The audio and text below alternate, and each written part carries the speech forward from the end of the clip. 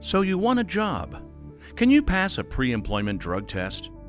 Here's an important announcement. Without a legitimate reason for the drugs you use, you probably can't. We invite you to listen up. You might be at a crossroads in your life. Employers don't want you in their workplace if you do drugs.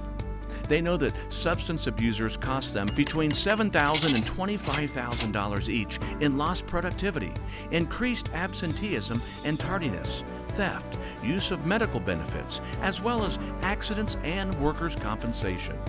So if you test positive, it is a big deal and limits your ability to get a job. We have to assume that because you're applying, you want a job. Figure this, there are only so many jobs around. Let's take the city of Daneville. Right now, Daneville has approximately 2,000 open jobs in 400 businesses. That's an average of 5 openings per business. Up to 95% or 380 of the employers who have those openings drug test job applicants. That leaves 20 employers times 5 positions each, or 100 job openings in the whole community available to you. Say you search the list of employers who do not test and you rule out 16 of the 20 because you don't have the skills they want, or you just plain wouldn't want to work there. That leaves you with 4 employers who don't drug test and a total of 20 job openings you can apply for. Here's an additional kicker. There are 6,500 other people unemployed in that community, and most of them are looking for work too. All of a sudden, not passing a pre-employment drug test is a bigger deal, right? So why not take a minute to think about this now? It's important for you to figure out where you are with any drug use. Grab a piece of scratch paper and answer these 10 questions with a yes or no. 1. Have you used drugs other than those required for medical reasons? 2. Do you abuse more than one drug at a time? 3. Are you unable to stop using drugs when you want to? 4. Have you ever had blackouts or flashbacks as a result of drug use? 5. Do you ever feel bad or guilty about your drug use?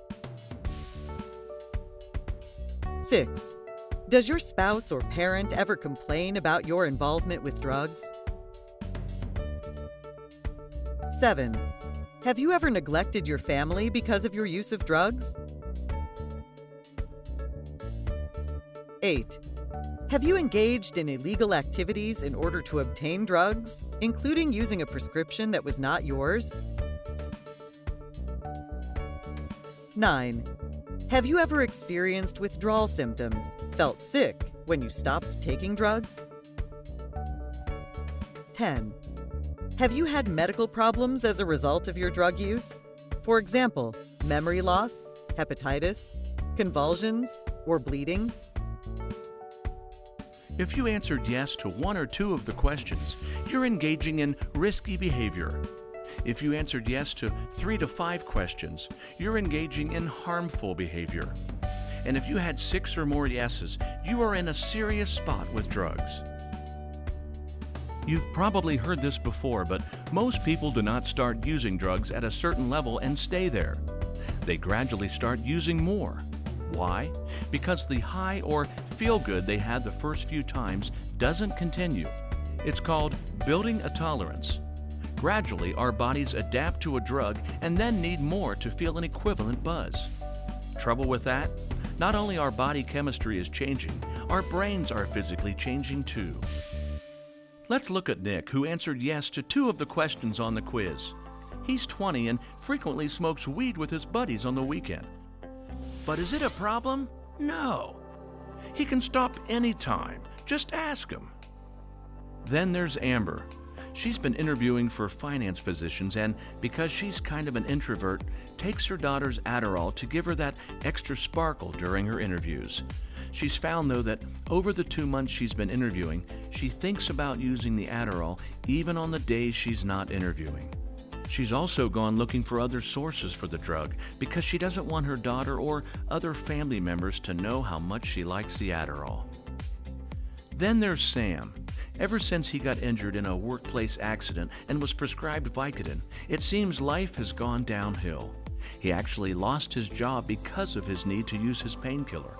And now, the only reason that he's looking for a job at all is because he has to, so he can keep getting his unemployment check. After all, he needs that to live on and to buy his drugs.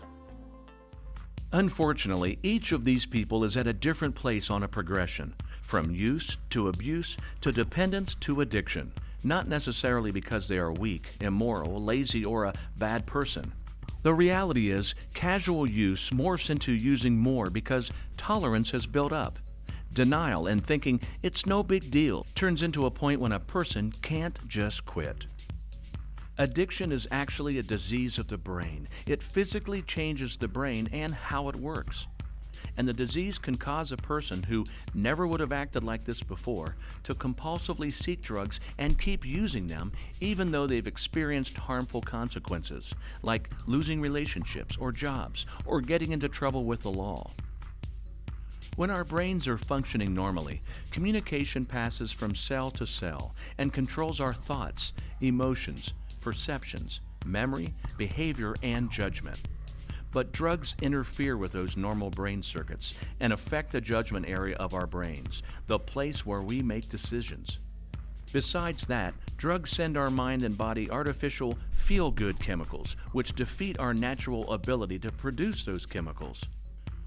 So after a while using drugs, I don't feel pleasure naturally, and that grows into a state where I'm using drugs just to feel normal, not to get high any longer. Gradually, I need to use just to survive. So yeah, there is biology involved. No one chooses to develop the disease of addiction, but that doesn't mean I don't have personal responsibility for my use and behavior.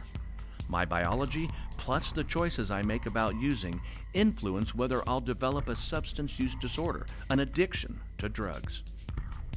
It's not that much different from other behavior-related diseases like heart disease or diabetes.